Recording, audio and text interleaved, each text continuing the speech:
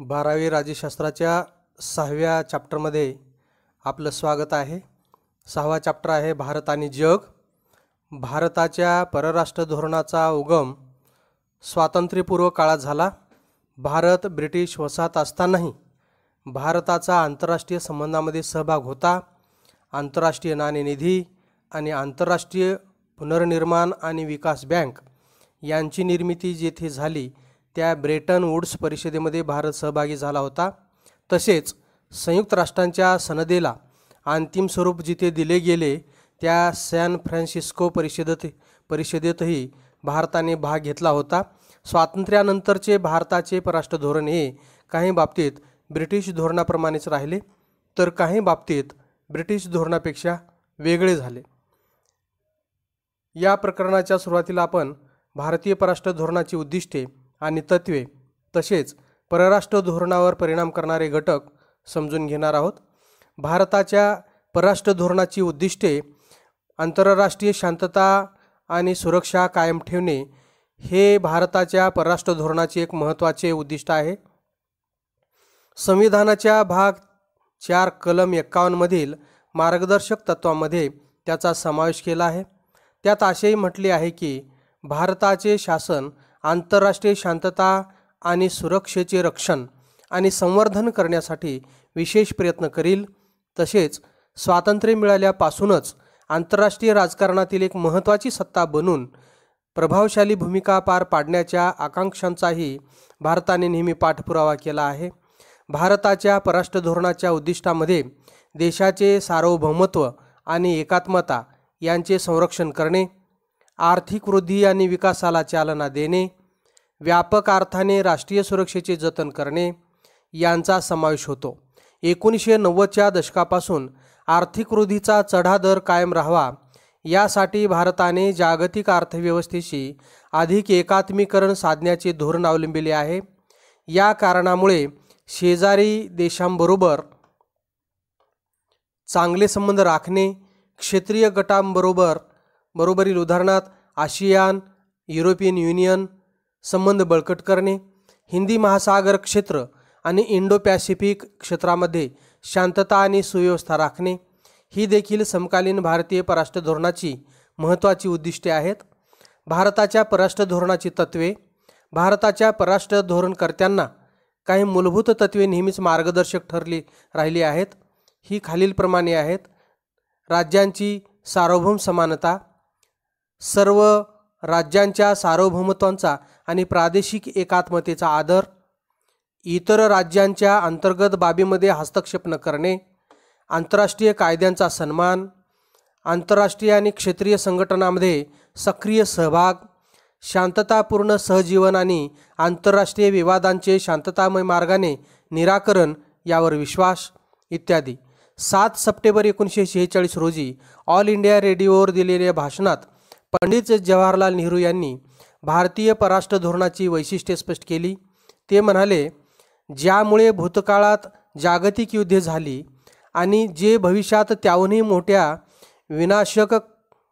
विनाशास कारणीभूत ठरतील अशा परस्पर विरोधी लष्करी करारांच्या आणि गटांच्या राजकारणापासून आपल्याला शक्यतो दूर ठेवावे असे आम्ही प्रस्तावित करत आहोत। इंग्लंडबरोबर मैत्रीपूर्ण संबंध राहतील अशी आशा व्यक्त करून त्यांनी अमेरिका आणि सोव्हिएत रशिया यांनाही मैत्री करण्यासाठी आमंत्रित केले। चीनबरोबर असलेली मैत्री पूर्वीप्रमाणेच कायम राहील अशी आशा त्यांनी व्यक्त केली।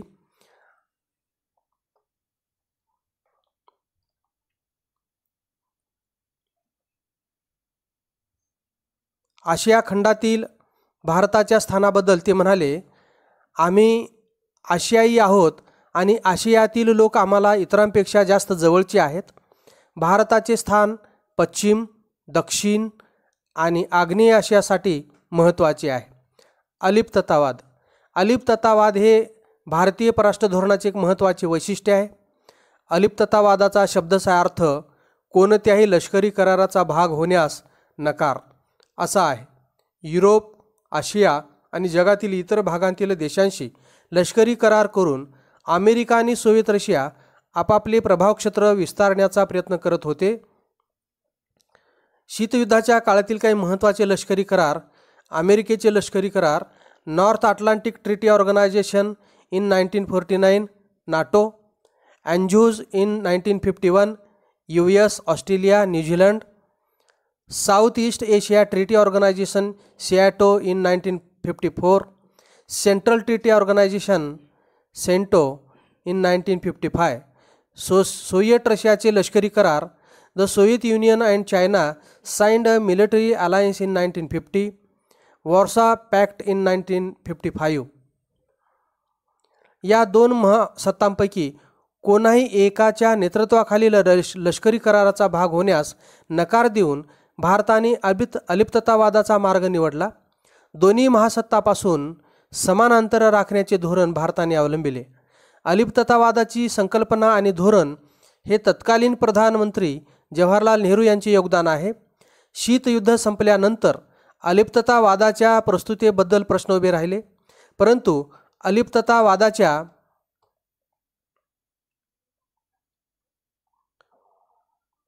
धोरणातील मूलभूत मुद्दे म्हणजे स्वतंत्र परराष्ट्र धोरण आणि शांततेचा मार्ग हे आजही प्रस्तुत आहेत. 1961 बेलग्रेड येथे झालेल्या अलिप्ततावादी देशांच्या पहिल्या शिखर परिषदेत अलिप्ततावादाचे निकष ठरवण्यात आले. ते निकष कोणते ते शोधा. भारताच्या परराष्ट्र धोरणाला प्रभावित करणारे घटक. नंबर 1, भौगोलिक घटक. दक्षिण भारताची मोठी किनारपट्टी तसेच उत्तर आणि ईशान्येकडील हिमालय पर्वतांच्या रांगा यांनी भारताच्या परराष्ट्र आणि सुरक्षा धोरणाविषयीच्या दृष्टिकोनाला आकार दिला आहे. त्याचप्रमाणे जवळजवळ संपूर्ण उत्तर आणि ईशान्य सीमेपलीकडे चीनसारखा मोठा देश असणे याचाही परराष्ट्र धोरणावर परिणाम झाला आहे. दक्षिण आशियात भारताच्या सर्व शेजारी देशांची भारताबरोबर सीमा आहे, पण त्यापैकी कोणत्याही देशाची एकमेकांबरोबर सीमा नाही. दक्षिण आशियाच्या या वैशिष्ट्यपूर्ण भौगोलिक परिस्थितीचाही भारताच्या परराष्ट्र धोरणावर परिणाम होतो. भारताचे हिंदी महासागरात महत्त्वाचे स्थान आहे. भारताला विस्तृत सागरी किनारा आहे. तसेच पश्चिमेकडे लक्षद्वीप आणि पूर्वेकडे अंदमान आणि निकोबार बेटे आहेत. दुसरा फॅक्टर आहे ऐतिहासिक घटक. यात शांतता आणि सहजीवन या भारताच्या पारंपरिक सांस्कृतिक मूल्यांचा समावेश होतो. पश्चिम, मध्य आणि आग्नेय आशियातील देशांबरोबरील ऐतिहासिक सांस्कृतिक संबंधाचा भारतीय परराष्ट्र धोरणावर झालेल्या परिणामांचाही यात समावेश होतो.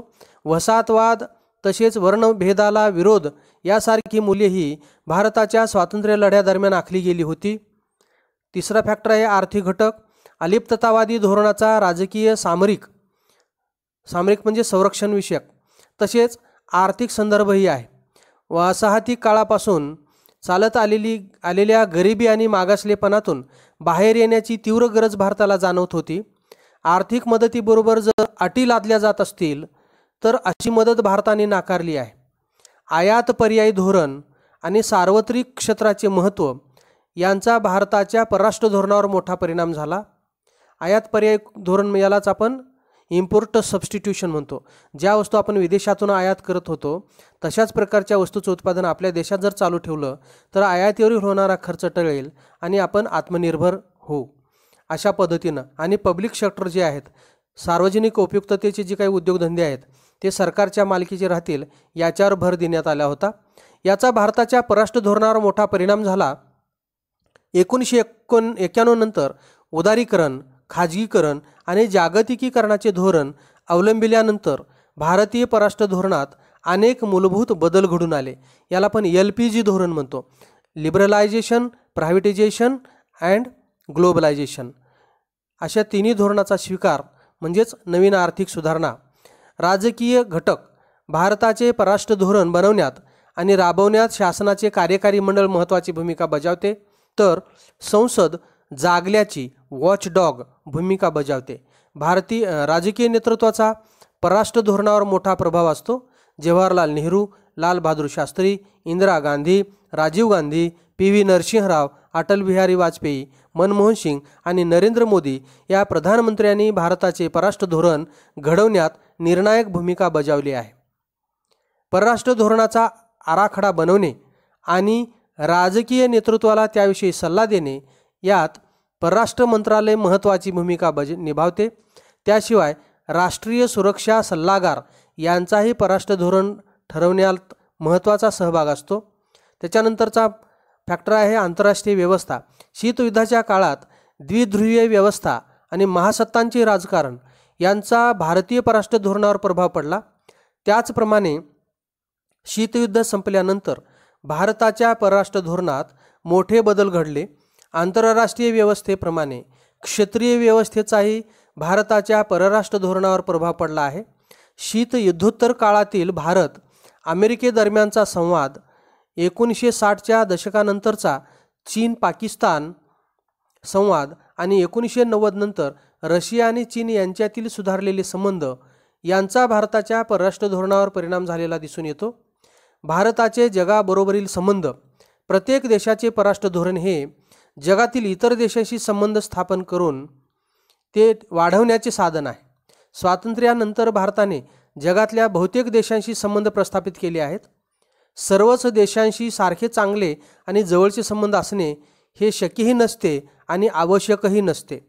काही देशांबरोबरील संबंध इतर देशांपेक्षा जवळचे अथवा चांगले असतात.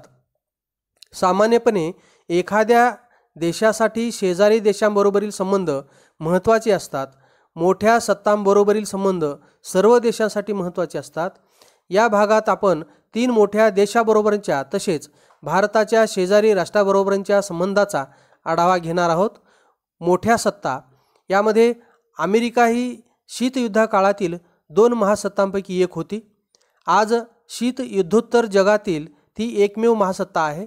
शीतयुद्ध काळात सोव्हिएत रशिया ही दुसरी महासत्ता होती. रशिया हा तिचा वारसदार देश 21व्या शतकात एक मोठी प्रभावशाली सत्ता म्हणून उदयास आला आहे.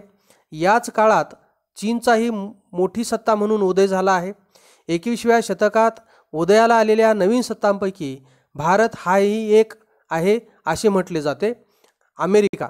भारत देश स्वतंत्र झाला तेव्हा भारताचे अमेरिकेबरोबरील संबंध चांगले होते. ब्रिटनचे प्रधानमंत्री चर्चिल यांच्याशी अटलांटिक सनदेविषयी वाटाघाटी करताना अमेरिकेचे राष्ट्राध्यक्ष FD रुझवेल्ट यांनी भारताच्या स्वातंत्र्याच्या मागणीला पाठिंबा दर्शविला होता.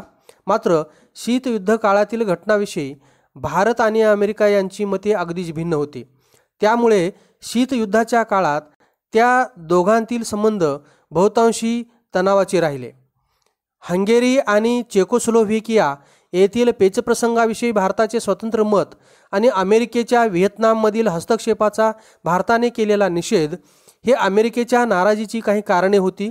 तर दुसऱ्या बाजूला अमेरिकेची काश्मीरच्या पेचप्रसंगाविषयीची भूमिका ही भारतासाठी सततची डोकेदुखी होती. 1970च्या दशकापासून अमेरिका, पाकिस्तान आणि चीन यांची जवळीक ही भारताची मोठी समस्या होती. शीतयुद्ध संपल्यानंतर आणि सोव्हिएत रशियाचे विघटन झाल्यानंतरही भारत अमेरिका संबंध लगेच सुधारले नाहीत. भारताला अवकाश तंत्रज्ञानातील मदत थांबवावी याकरिता अमेरिकेने नव्याने जन्मास आलेल्या रशियावर दबाव आणला. 1998 मधील भारताच्या दुसऱ्या अणुचाचणीनंतर अमेरिकेने भारतावर निर्बंध लादले होते. 20व्या शतकाच्या शेवटी भारत अमेरिका संबंधाचे स्वरूप बदलू लागले. भारताने राष्ट्राध्यक्ष जॉर्ज बुश यांच्या दहशतवाद विरोधी युद्धाच्या भूमिकेला पाठिंबा दिला. अमेरिकेचे काश्मीर प्रश्नाविषयीची भूमिका हळूहळू भारताला अनुकूल होत गेली. पाकिस्तान स्थित दहशतवादी गटांनी 2001 मध्ये भारतीय संसदेवर हल्ला केला. तेव्हा पाकिस्तानने अशा प्रकारे सीमापार दहशतवादाला पाठबळ देणे थांबवावे असे अमेरिकेने पाकिस्तानला बजावले. 2008 मधील भारत अमेरिका नागरी आण्विक सहकार्य करारामुळे या दोन्ही देशांच्या संबंधाला वेगळे वळण मिळाले. अमेरिकेसाठी भारत हा इंडो पॅसिफिक क्षेत्रातील एक महत्त्वाचा भागीदार आहे. भारतासाठी अमेरिका हा गुंतवणुकीचा मोठा स्रोत आहे, व्यापारातील मोठा भागीदार आहे. या दोन देशातील संरक्षणविषयक संबंधामध्ये सातत्याने वाढ होत आहे.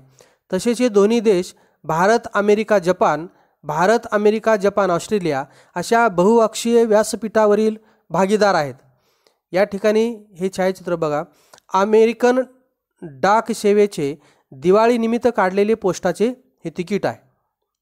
अमेरिकन डाक सेवेने दिवाळीनिमित्त काढलेले पोस्टाचे तिकीट आहे. याच्यावरून वेगवेगळ्या माध्यमातून दोन्ही देशामधील संबंध दृढ होतील याच पद्धतीने वाटचाल असते. सोव्हिएत रशिया बरोबरील संबंध हे शीतयुद्ध काळातील भारताचे सर्वाधिक टिकाऊ संबंध होते. भारताच्या सार्वजनिक क्षेत्रातील अवजड उद्योगांसाठी सोव्हिएत रशियाने तंत्रज्ञान आणि कमी व्याजदराचे कर्ज अशी मदत देऊ केली. भारताच्या संरक्षण दलांना महत्त्वाची शस्त्रास्त्रे पुरवली. तसेच यापैकी काही शस्त्रास्त्रांचे भारतात उत्पादन करण्याचे करारही केले. या दोन देशांतील संबंधामध्ये 1971चा भारत सोव्हिएत मैत्री करार हा एक महत्त्वाचा टप्पा होता. 2008च्या नागरी आण्विक सहकार्य करारान्वये भारताने अणुप्रकल्पांचे नागरी आणि लष्करी असे विभाजन करून नागरी अणुप्रकल्प आंतरराष्ट्रीय अणुऊर्जा आयोगाच्या देखरेखीखाली आणले. त्या बदल्यात अमेरिकेने भारताच्या नागरी अणुप्रकल्पाबरोबर संपूर्ण सहकार्य करण्याचे मान्य केले, ज्यामुळे भारत हा अण्वस्त्र प्रसार बंदी कराराच्या बाहेर राहूनही अण्वस्त्र क्षमता बाळगू शकणारा आणि आण्विक व्यापारात सहभागी होऊ शकणारा एकमेव देश झाला आहे. सोव्हिएत रशियाच्या विघटनानंतरच्या सुरुवातीच्या काही वर्षांमध्ये भारत आणि नव्याने निर्माण झालेल्या रशिया यांचे संबंध चांगले नव्हते. 1990च्या दशकांच्या शेवटी ते सुधारायला लागले. सुखोई लढाऊ विमाने आणि ब्रह्मोस क्षेपणास्त्रे यांच्या एकत्रित उत्पादनासाठी रशियाने भारताबरोबर करार केले. कुडनकुलम येथील अणुऊर्जा प्रकल्पासाठी अणुभट्ट्या देण्याचेही त्याने मान्य केले. रशियाने आपली ॲडमिरल गोर्शकॉव नावाची विमानवाहू युद्धनौका भारतात विकत दिली, जी आज INS विक्रमादित्य या नावाने ओळखली जाते. रशियातून येणारी शस्त्रास्त्रे हा आजही दोन देशातील संबंधाचा पाया आहे. त्याशिवाय रशियातील साखालिन येथील तेल क्षेत्रात दोन्ही देशांची गुंतवणूक आहे, ज्यातून भारताची ऊर्जा सुरक्षेची गरज अधोरेखित होते. त्याच्यानंतर चीन. 1949मध्ये चीनमध्ये कम्युनिस्ट क्रांती झाली. कम्युनिस्ट चीनला मान्यता देणाऱ्या सुरुवातीच्या काही देशांपैकी भारत हा एक होता. त्यानंतर या दोन देशांमध्ये मैत्रीपूर्ण संबंध प्रस्थापित झाले. 1954मध्ये या दोन देशांनी व्यापार आणि सहकार्याचा करार केला, ज्यायोगे भारताने तिबेटवरील चीनच्या सार्वभौमत्वास मान्यता दिली. मात्र 1950च्या दशकाच्या अखेरीस भारत आणि चीन यातील संबंध ताणले जाण्यास सुरुवात झाली. त्याचे कारण होते या दोन देशांतील सीमा विवाद, ज्यात भारतातील लडाख राज्यातील अक्साई चीनचा भाग आणि ईशान्येकडील नेफा म्हणजेच आजचा अरुणाचल प्रदेश यांचा समावेश होतो. त्यावरून 1962मध्ये झालेल्या भारत चीन युद्धात भारताचा पराभव झाला. त्यानंतर दोघांनी आपापसातील राजनैतिक संबंध तोडले. भारत आणि चीन यांचे तिबेटच्या दर्जाबाबत देखील मतभेद आहेत. दलाई लामा यांना भारतात राजकीय आश्रय देण्यावरून चीनने भारताविरुद्ध टीका केली आहे. 1976मध्ये भारत आणि चीनमधील राजनैतिक संबंध पुन्हा प्रस्थापित झाले. प्रधानमंत्री मोरारजी देसाई आणि राजीव गांधी यांच्या काळात द्विपक्षीय प्रयत्न झाले. दीर्घकालीन सीमाविवाद सोडवण्यासाठी संयुक्त कार्यगटांची स्थापना करण्यात आली. दोन्ही देशांदरम्यान प्रत्यक्ष नियंत्रण रेषेवर शांतता व सौहार्दपूर्ण वातावरण राखण्याचा करार झाला. 21व्या शतकातील भारत चीन संबंधाचे स्वरूप खूप गुंतागुंतीचे आहे. एका बाजूला दोन्ही देशातील सीमा विवादाचे अजूनही निराकरण झालेले नाही, त्यामुळे दोहोंदरम्यान अधूनमधून तणाव निर्माण होतच असतो. दुसऱ्या बाजूला भारताच्या सिक्कीम राज्यातील नथुला रस्ता द्विपक्षीय व्यापारासाठी खुला करण्यात आला आहे. गेल्या 2 दशकात दोहो दरम्यानचे व्यापारी संबंध वृद्धिंगत झाले आहेत. आज चीन भारताच्या सर्वात मोठ्या व्यापारी भागीदारापैकी एक आहे. चीनच्या महत्त्वाकांक्षी बेल्ट अँड रोड प्रकल्पाविषयी भारताच्या काही शंका आणि आक्षेप आहेत. तरीही जागतिक व्यापारी संघटना आणि वातावरण बदलाविषयीच्या वाटाघाटी यात भारत आणि चीन एकमेकांचे भागीदार आहेत. चीनचा पाकिस्तानला असलेला पाठिंबा ही देखील भारतासाठी एक समस्याच आहे. भारत एक उगवती सत्ता. आज चीन आणि भारत हे आंतरराष्ट्रीय संबंधांना आकार देऊ शकणाऱ्या देशांमध्ये गणले जातात. लोकसंख्येच्या दृष्टीने भारत हा जगात दुसरा मोठा देश आहे. तो जगातल्या सर्वात मोठ्या अर्थव्यवस्थांपैकी एक आहे. तसेच भारत हा जगातला सर्वात मोठा लोकशाही देश आहे. आण्विक, अवकाश आणि इलेक्ट्रॉनिक्स तंत्रज्ञानाच्या क्षेत्रात भारताने लक्षणीय प्रगती केली आहे. यामुळेच जगातल्या सर्वात मोठ्या 20 अर्थव्यवस्थांच्या व्यासपीठावर म्हणजेच G20 फोरममध्ये भारताला स्थान मिळाले आहे. सर्वाधिक दराने वृद्धिंगत होणाऱ्या जगातील 4 अर्थव्यवस्थांमध्ये म्हणजेच ब्राझील, रशिया, भारत आणि चीन ब्रिक भारत एक आहे. त्यानंतर या गटात 2010 साली दक्षिण आफ्रिकेचा समावेश झाला. या गटाला आता ब्रिक्स असे म्हटले आहे. 1990च्या दशकाच्या अखेरीस रशियाचे परराष्ट्रमंत्री येवगेनी प्रिमाकोव यांनी रशिया, चीन, भारत अशी त्रिपक्षीय शिखर परिषदेची कल्पना मांडली, जी एक प्रकारे भारत ही उगवती प्रादेशिक सत्ता आहे याला दिलेली मान्यता होती. शेजारी देश दक्षिण आशियातील सगळ्या देशांचा सीमा भारताला लागून आहेत. दक्षिण आशियातील सगळ्या देशांच्या सीमा भारताला लागून आहेत. म्यानमार, चीन, श्रीलंका, पाकिस्तान, बांगलादेश, थायलंड, इंडोनेशिया हे सगळे देश भारताची शेजारी आहेत. याशिवाय हिंदी महासागर क्षेत्रातील देश जे पूर्व आफ्रिका, पर्शियन आखात ते मलेशिया, व्हिएतनामपर्यंत पसरले आहेत आणि हिंदी महासागरावर अवलंबून असलेल्या मध्य आशियाई प्रदेश हा भारताचा विस्तारित शेजार आहे. स्वातंत्र्योत्तर काळात या सगळ्या देशांशी चांगले संबंध प्रस्थापित करणे हे भारताच्या परराष्ट्र धोरणाचे एक महत्त्वाचे उद्दिष्ट आहे.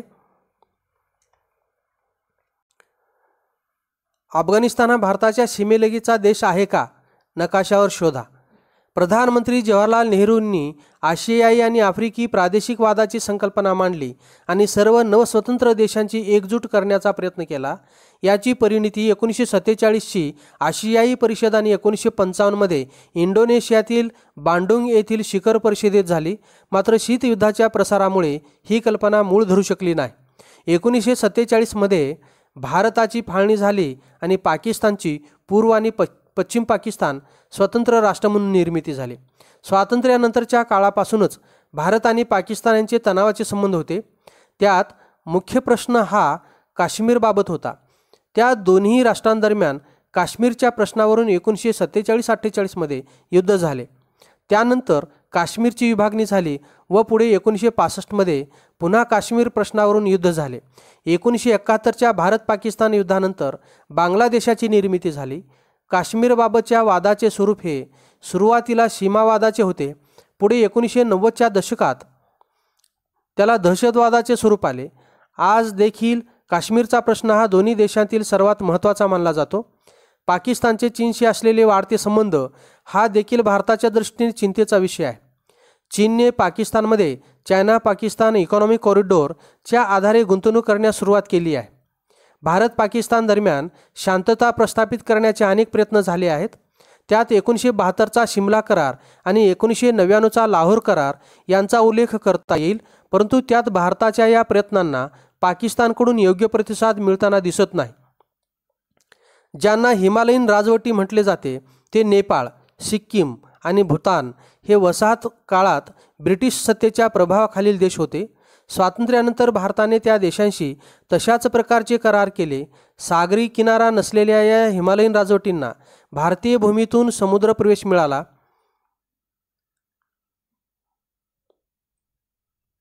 तसेच भारताने या देशांच्या संरक्षणाची जबाबदारी स्वीकारली. भारताने या देशांच्या अंतर्गत बाबीमध्ये हस्तक्षेप न करण्याचे धोरण पाळले आहे. 1975मध्ये सिक्कीमने भारतात विलीन होण्याचे ठरवले. आज ते भारतीय संघराज्यातील एक राज्य आहे. भारताच्या नेपाळबरोबर संबंधात अनेक चढउतार आले. 2006मध्ये भारताने नेपाळला अंतर्गत यादवीतून बाहेर पडून संवैधानिक शासनाकडे वाटचाल करण्यास मदत केली. भूतानबरोबरील संबंध बहुवंशी मैत्रीचे राहिले. अलीकडच्या काळात भारताने भूतानलाही संवैधानिक राजेशाही प्रस्थापित करण्यास मदत केली. 1971मध्ये बांगलादेशाला स्वातंत्र्य मिळविण्यात भारताने केलेला हस्तक्षेप निर्णायक ठरला. या नव्या देशांशी भारताचे संबंध सुरुवातीला अगदी चांगले होते. मात्र बांगलादेशाचे पहिले प्रधानमंत्री शेख मुजीब उर रहमान यांच्या हत्येनंतर ते बिघडत गेले भूसीमा आणि सागरी सीमा यावरील विवाद, तिस्ता नदीच्या पाण्याच्या वाटपावरील विवाद या दोन देशांच्या संबंधातील काही समस्या होत्या, परंतु गेल्या 5 वर्षापासून अधिक काळ या दोन देशातील संबंध मैत्रीचे राहिले आहेत. सीमापार दहशतवाद आणि अंतर्गत विद्रोह या दोन्ही देशांच्या सामायिक समस्या आहेत. अलीकडेच भारत आणि बांगलादेशाने सागरी सीमेवरील आणि लँड इन्क्लेव्ह विवाद यशस्वीपणे सोडवला आहे. ब्रह्मदेश आताचा म्यानमार आणि शिलोन आताचा श्रीलंका हे ब्रिटिश भारताचा भाग होते. स्वातंत्र्यानंतर भारताने या दोन्ही देशांची चांगले संबंध प्रस्थापित केले. भारत, पाकिस्तान आणि इंडोनेशिया यांच्या बरोबरीने हे दोन्ही देश 1955च्या बांडुंग परिषदेचे सहनिमंत्रक होते. श्रीलंकेबरोबरील संबंधात चांगले आणि वाईट अशी दोन्ही पर्व येऊन गेली. श्रीलंकेबरोबरील सागरी सीमा विवादास्पद होती आणि त्या अनुषंगाने दोन्ही देशातील मच्छीमार नकळतपणे एकमेकांच्या सागरी सीमा ओलांडून दुसरीकडे गेल्यामुळे पकडले जाण्याची समस्या होती. त्याचप्रमाणे श्रीलंकेतील तमिळ प्रश्न हा देखील द्विपक्षीय संबंधातील एक समस्या होती. LTTEला विद्रोही तमिळ गट, जो पुढच्या काळात एक दहशतवादी गट झाला, पाठिंबा दिल्याचा आरोप श्रीलंकेने भारतावर केला होता. 1987 मध्ये श्रीलंकेचे तत्कालीन राष्ट्राध्यक्ष जयवर्धने यांच्या विनंतीवरून भारताने श्रीलंकेत शांतीसेना पाठवली होती. त्यानंतर दोन्ही देशांमध्ये वाईट संबंधाचे एक मोठे पर्व येऊन गेले. मात्र दोन्ही देशांतील सध्याच्या शासनाच्या काळात संबंध पुन्हा एकदा सुधारले आहेत. 1962च्या लष्करी उठावानंतर म्यानमारने स्वतःवर बाहेरच्या जगापासून अलिप्त राहण्याचे धोरण लादले, ज्यामुळे भारत म्यानमार संबंध थंडावले. 1992 मध्ये भारताने लोकशाहीवादी चळवळीला आणि तिच्या नेत्या आंग सान सू ची यांना पाठिंबा दर्शविला होता. मात्र त्यानंतर लगेचच भारताने म्यानमारमधील लष्करी राजवटीशी संबंध सुधारले. ईशान्य भारतातील अनेक विद्रोही गट आणि त्यांचे म्यानमारमधील दडलेले नेते यांच्या विरोधातील भारताच्या कारवाईला यश येण्यात म्यानमारच्या लष्करी राजवटीने दिलेला पाठिंबा अतिशय महत्त्वाचा ठरला. पश्चिम आशियाई क्षेत्र भारतासाठी नेहमीच महत्त्वाचे राहिले आहे. आर्थिक विकासाचे इंजिन असलेले खनिज तेल याच क्षेत्रातील देशांमधून येते. अर्थात पश्चिम आशियातील देशांशी चांगले संबंध ठेवण्यासाठी भारतास इतरही अनेक कारणे आहेत. इराण हा एक पारंपरिक मित्र आहे. मध्ययुगीन काळापासूनचे सांस्कृतिक आणि राजकीय संबंध टिकून राहिले आहेत आणि 20व्या शतकातील संबंधांना त्यांनी आकार दिला आहे. तसेच सौदी अरेबियाबरोबरील संबंधही केवळ खनिज तेलाबाबतचे नसून ऐतिहासिक आणि धार्मिक घटकांनी त्याला आकार दिलेला आहे. पॅलेस्टाईनी जनतेला आणि पॅलेस्टिनी मुक्ती संघटनेला भारताने नेहमीच खंबीर पाठिंबा दिला आहे.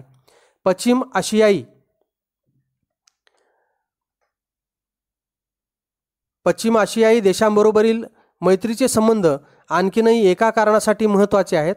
त्यामुळे पाकिस्तानवर एक प्रकारचा दबाव येतो. त्याचबरोबर भारताने इस्रायलबरोबर उत्तम संबंध राहतील याची खबरदारी घेतली आहे. इस्रायल भारत हायटेक संरक्षण सामग्री पुरवणारा एक महत्त्वाचा देश आहे. म्हणजे इस्रायल भारतात हायटेक संरक्षण सामग्री पुरवणारा एक महत्त्वाचा देश आहे. स्वातंत्र्यानंतर जवाहरलाल नेहरू यांनी आशियाई देशांची एकी करण्याचा प्रयत्न केला. इंडोनेशिया हा या प्रदेशातील भारताचा एक महत्त्वाचा भागीदार होता. परंतु 1960च्या दशकात इंडोनेशियाबरोबरील संबंध हळूहळू थंडावले. शीतयुद्धाच्या काळात आग्नेय आशियातील बहुतेक देशांशी भारताचे संबंध अगदी नाममात्र होते, कारण हे देश शीतयुद्धामुळे झालेल्या गटबाजीमध्ये भारताच्या विरुद्ध बाजूला होते. व्हिएतनाम हा त्याला एक अपवाद होता. भारताने व्हिएत मिन्हच्या संघर्षाला पाठिंबा दिला होता आणि अमेरिकेच्या व्हिएतनाममधील हस्तक्षेपाला विरोध केला होता. आज व्हिएतनाम हा भारताचा एक महत्त्वाचा भागीदार देश आहे. या दोन देशांतील संबंध व्यापार, तंत्रज्ञान आणि लष्करी क्षेत्रात विस्तारले आहेत. पूर्वाभिमुख धोरण आणि पूर्वाभिमुख कृतिशीलता यांचा भाग म्हणून भारताने या क्षेत्रातील देशांशी संबंध सुधारण्यास सुरुवात केली आहे. आज भारताचे सिंगापूरबरोबर अतिशय चांगले संबंध आहेत आणि हा देश भारताचा एक प्रमुख व्यापारी भागीदार तसेच भारतात गुंतवणूक करण्यास उत्सुक असा देश आहे. त्याचप्रमाणे जपान, थायलंड, मलेशिया आणि इंडोनेशियाबरोबरील संबंधही सुधारले आहेत.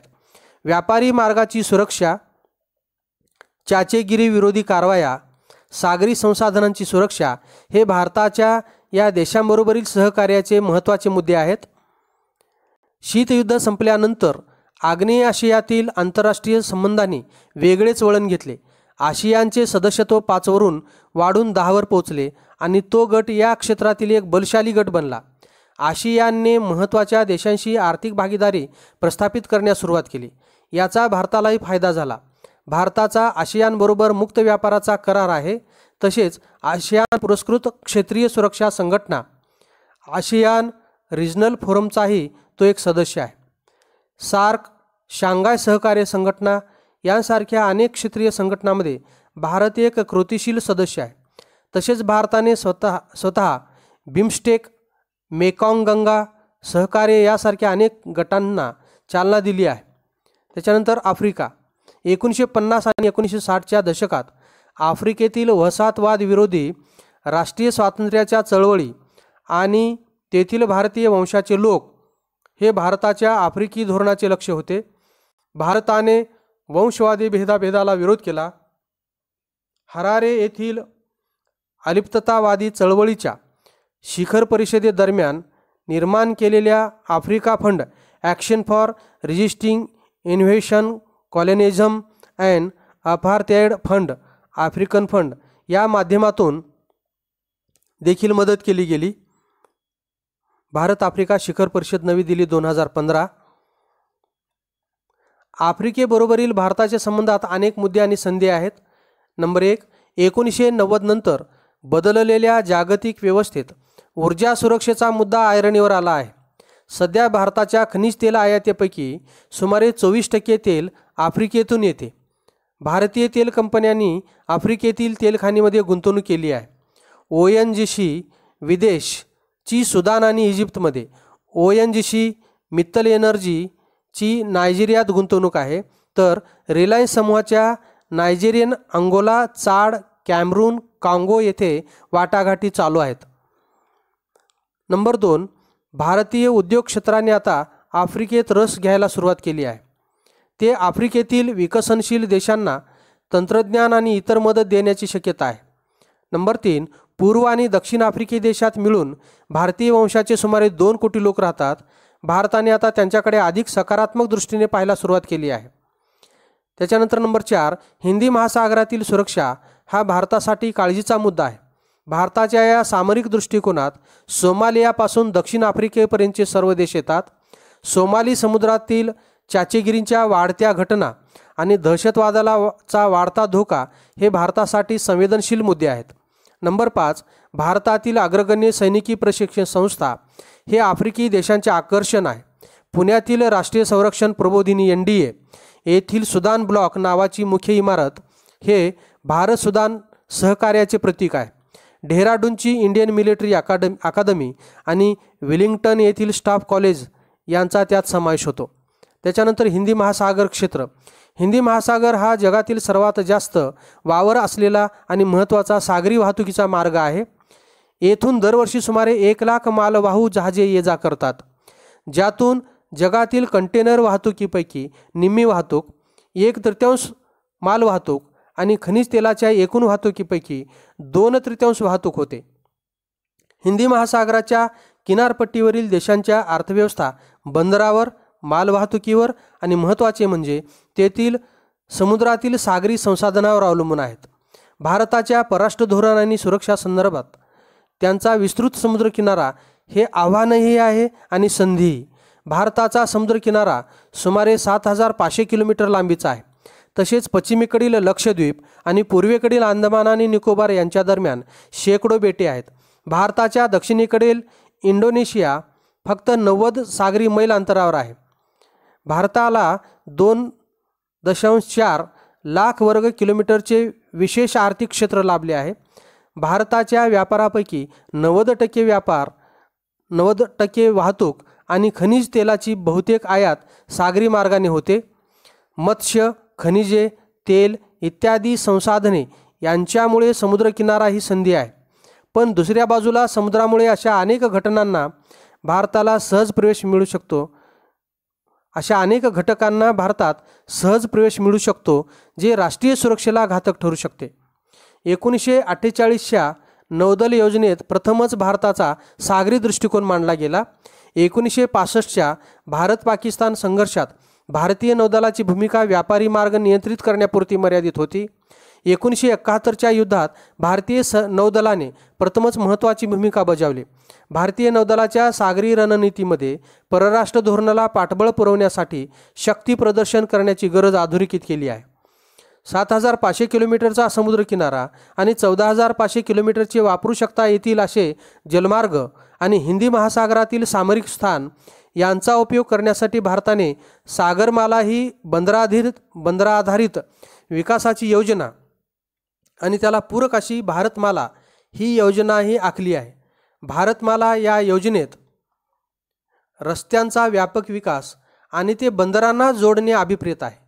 बंदरे आणि जलमार्ग यांच्यासाठी सागरमाला ही पूरक योजना आहे.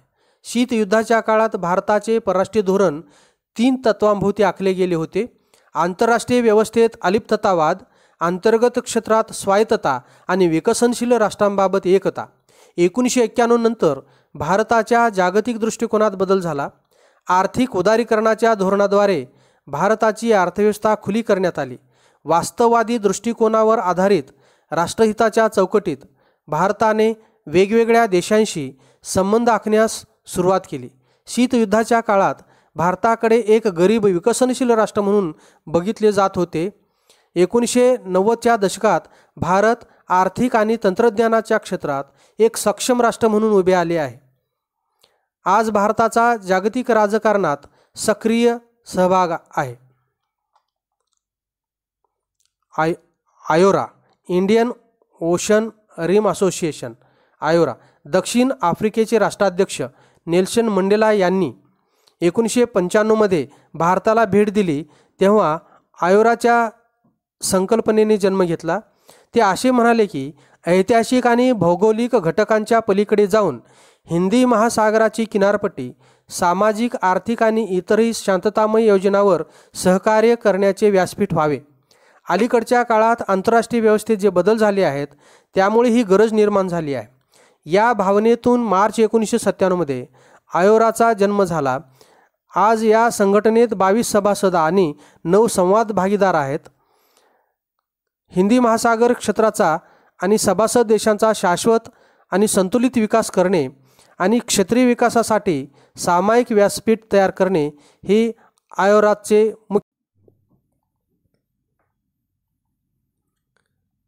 जगाच्या नकाशाकडे एका वेगळ्या दृष्टिकोनातून पहा. हा जगाचा नकाशा दिलेला आहे. हिंदी सागराचं क्षेत्र दिलेलं आहे. यामध्ये अनेक छोटे मोठे बेटे आहेत. या ठिकाणी इंडोनेशिया आहे, इकडे ऑस्ट्रेलिया आहे, मादागास्कर आहे, श्रीलंका. म्हणजे हिंदी महासागराच्या या भागातल्या देशांशी आपले चांगले संबंध राहतील.